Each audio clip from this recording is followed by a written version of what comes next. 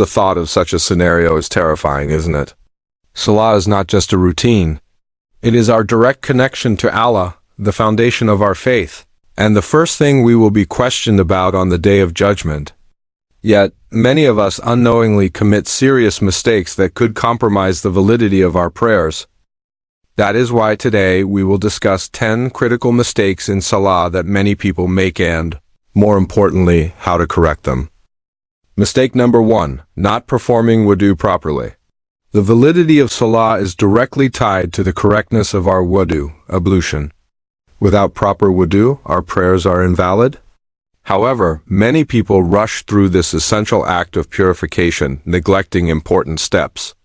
Common mistakes include not washing the elbows, ankles, or face properly, leaving dry spots, or performing wudu out of order. How to fix this mistake? Be mindful while performing wudu. Ensure that every required limb is thoroughly washed, including between the fingers and toes. Follow the prescribed sequence, starting with washing the hands, rinsing the mouth and nose, and proceeding step by step until the feet are washed completely. Do not rush.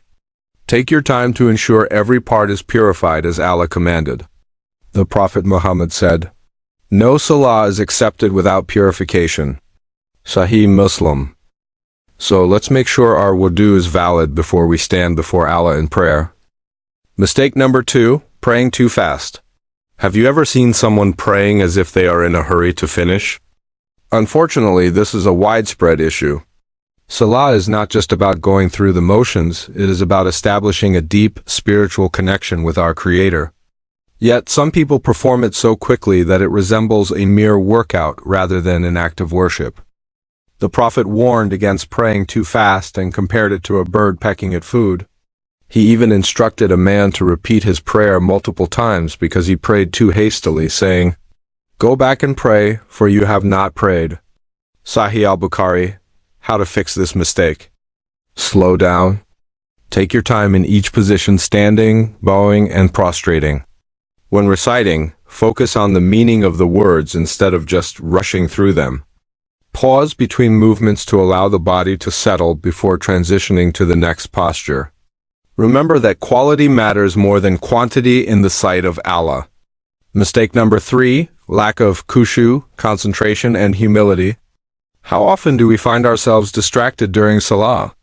Thoughts of work, family, food, or even our phones creep into our minds as we stand before Allah. Sadly, many of us pray on autopilot, not realizing that this weakens our connection with Allah. The Quran tells us, "Successful indeed are the believers, those who humble themselves in their prayers." Surah Al-Mu'minun 23:1-2. How to fix this mistake? Remind yourself before starting, this could be my last prayer. Focus on the meaning of the words you recite, at the very least Surah Al-Fatihah. Pray as if you see Allah, for even though you cannot see Him, He sees you. Eliminate distractions before starting Salah. Put your phone away. Choose a quiet place and mentally prepare to stand before your Creator. Mistake number 4, incorrect recitation of Surah Al-Fatihah. Surah Al-Fatihah is the most important chapter in Salah, is a pillar of the prayer. Yet many people unknowingly mispronounce its words, which can completely change its meaning and impact the validity of their prayer. How to fix this mistake? Take the time to learn tajweed, proper pronunciation. Listen to and follow recitations by qualified scholars.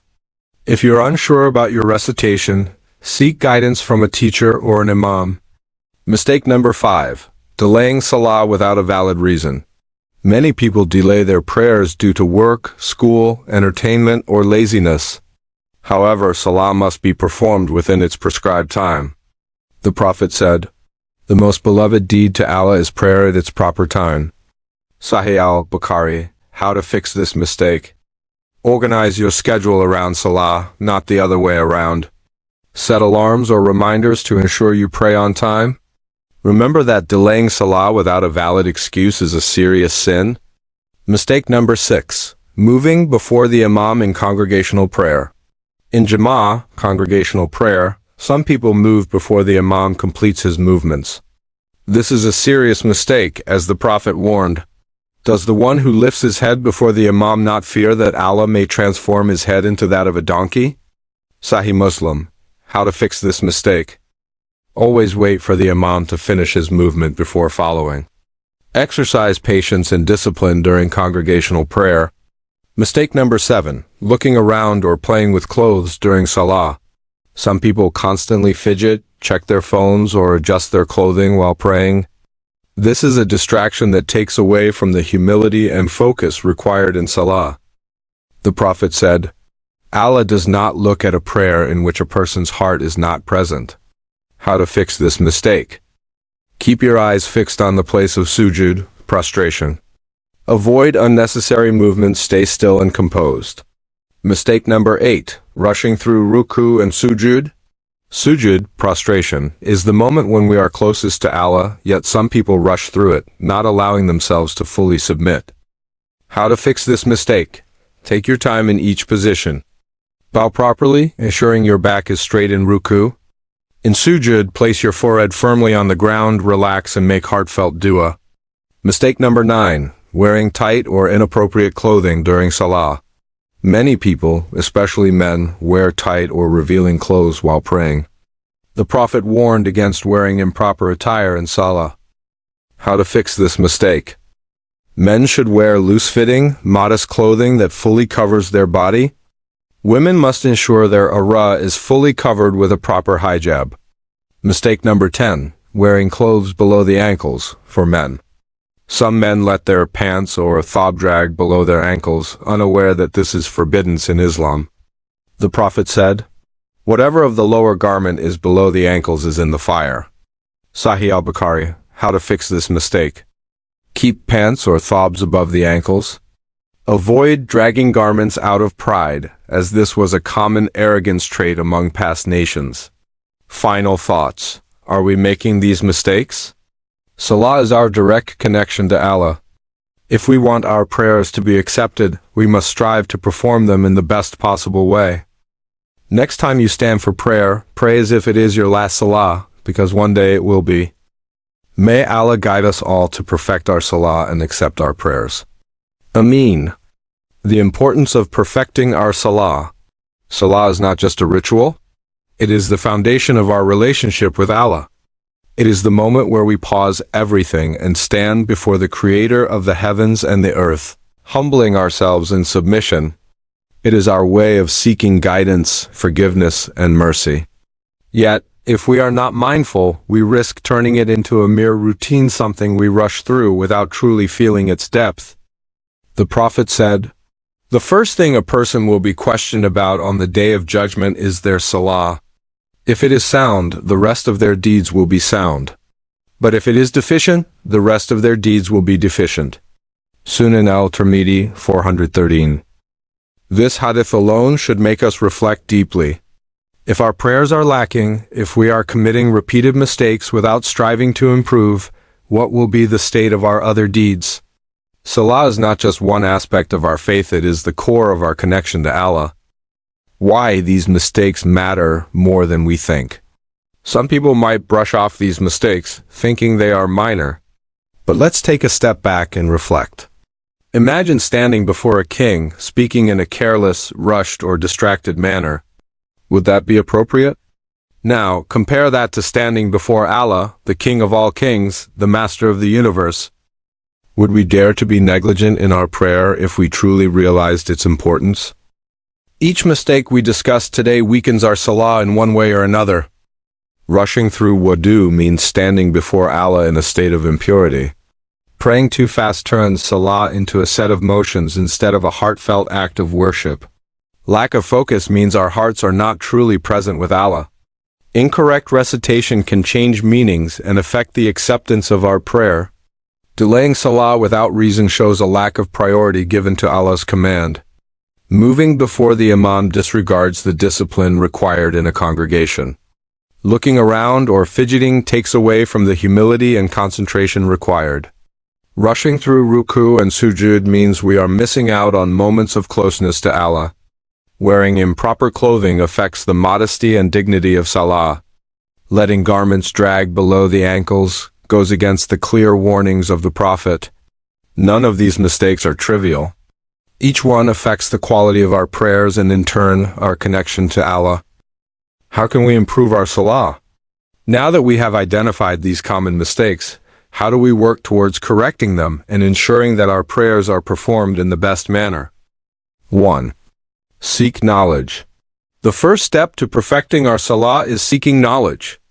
Many people make mistakes simply because they were never taught the proper way to pray. Invest time in learning. Watch authentic Islamic lectures on salah. Read books and hadiths about the correct method of prayer. Ask scholars and imams if you are unsure about anything. The more we learn, the more we can perfect our worship. 2. Make wudu with full attention. Instead of rushing through wudu, approach it with the mindset that it is a preparation to stand before Allah. Feel the water purifying you not just physically but spiritually. The Prophet said, "When a Muslim performs wudu and washes his face, every sin he committed with his eyes is washed away. When he washes his hands, every sin they touched is washed away. When he washes his feet, every sin he walked toward is washed away." Sahih Muslim, 244. 3. Slow down in Salah. If we truly understood that Salah is our meeting with Allah, we would never rush through it. Take time in each position. Reflect on the words you are reciting. The difference between an accepted and rejected Salah can be as simple as whether or not we prayed it with sincerity and devotion. 4. Increase Khushu, focus, and humility. Before you start Salah, remind yourself, this could be my last prayer. Remove distractions, turn off the phone, pray in a quiet place. Learn the meaning of what you are reciting. Imagine standing before Allah on the Day of Judgment, answering for how you performed this very prayer. 5. Prioritize Salah over everything else. Work, school, and entertainment should never come before Salah. The Prophet said, "Whoever guards their prayers, it will be a light, a proof, and salvation for them on the Day of Judgment. And whoever does not guard them will have no light, no proof, and no salvation."